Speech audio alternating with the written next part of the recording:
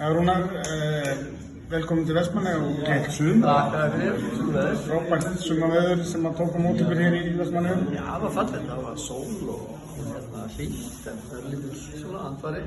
Hver er svona fyrstu viðbrögð þín eftir leik?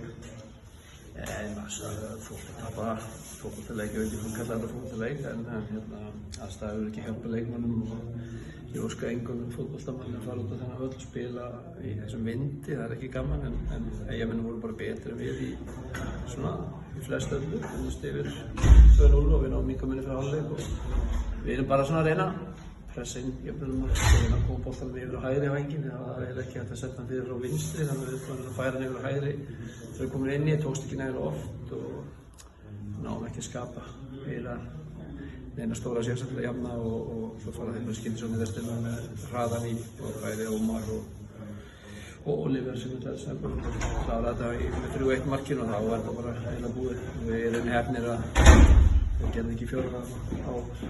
Þetta snýst einmitt það að þetta er svolítið að kunna á vindinn eða kunna á aðstæður. Heldur að þeir hafi verið betri en þið í því eða?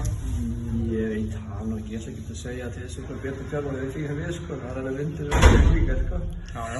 En nei, þetta bara hefur, mér fannst þeir búin að spila eitt leikinn áður og þeir þorðu að færa boltan aðeins meira, við vorum út í hræddir við það, við vildum ekki gera mistök með boltan og láta refsa þannig en ég meina fyrst þessi kannski er vest í sig að þeir komast yfir og svo aftur 2-0 og það er svona það lendir undir í þessu og það er auðvitað að verjast heldur en að fara að sækja eitthvað mark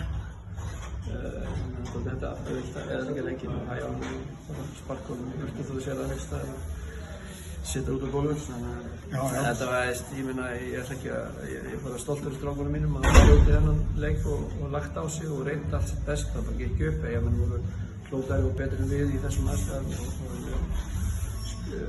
fyrirlega skil sigur sem þeim. Þetta er auðvitað ykkar fyrsti útileikur eða það ekki rétt hjá mig. Þeir eru búin að spila 3 leiki heima á gervigrasinu, 2 í deild og 1 í bikar.